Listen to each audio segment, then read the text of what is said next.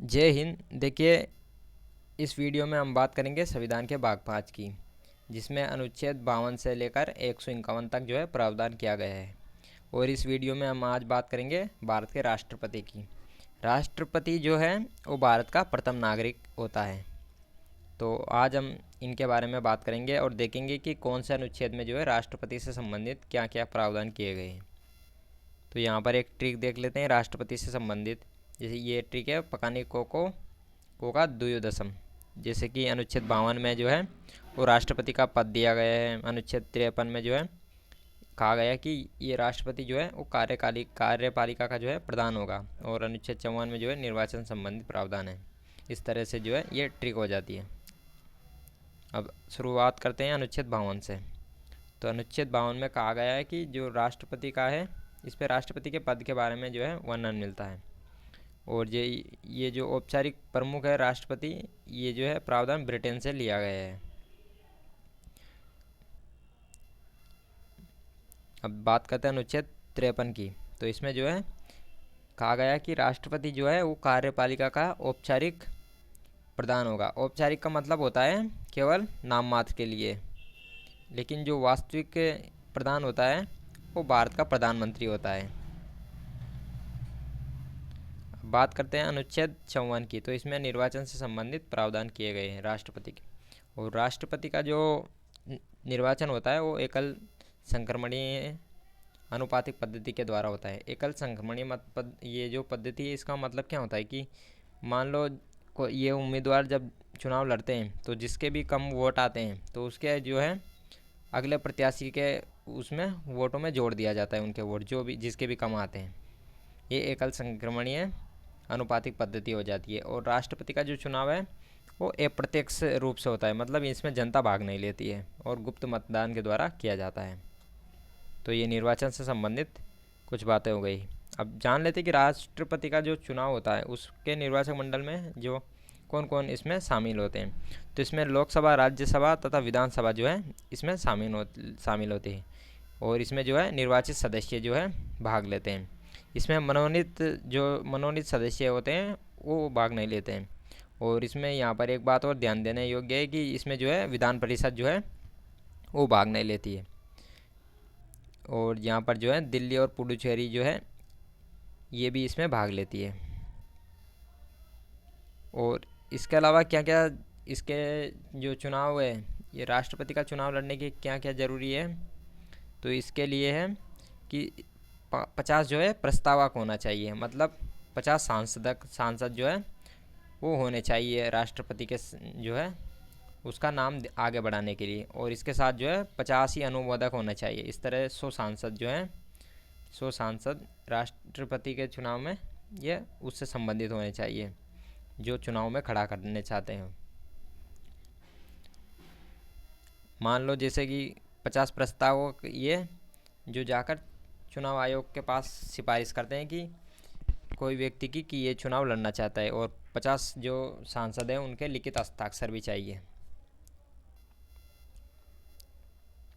अब यहाँ पर जैसे जो एमएलए का वोट देखते हैं कि इसका मूल्य देखते हैं, एमएलए का मत का मूल्य कितना, कैसे निकाला जाता है इसका। तो इसमें निकाला जाता है कुल जनसंख्या और जो एमएलए की वहाँ पर सीट है और उसको 1000 से गुणा कर दिया जाता है। तो यहाँ पर क्या होता है कि एमएलए के मत का मूल्य निकल जाता है।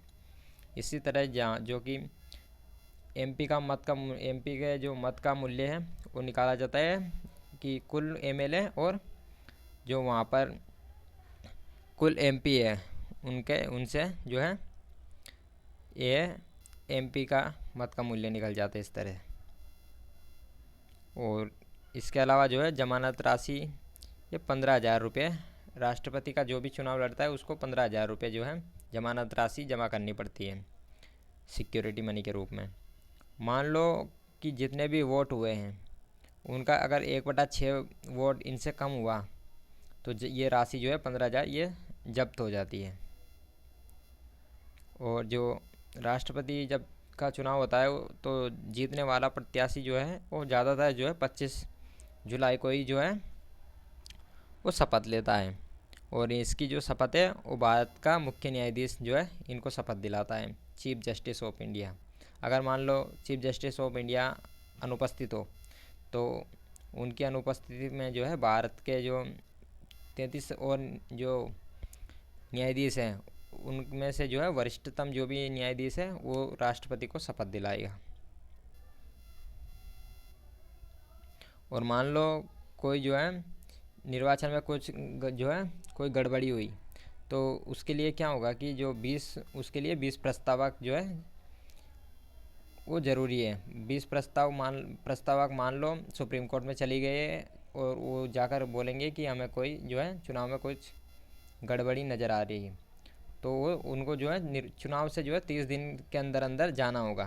फिर क्या होगा कि सुप्रीम कोर्ट जो है 5 जजों की एक बेंच बनाएगा और वो इसकी जांच का आदेश देंगे। अब बात करते हैं अनुच्छेद 55 में। तो ये कोटा से जो है कोटा के बारे में प्रावधान किया गया है।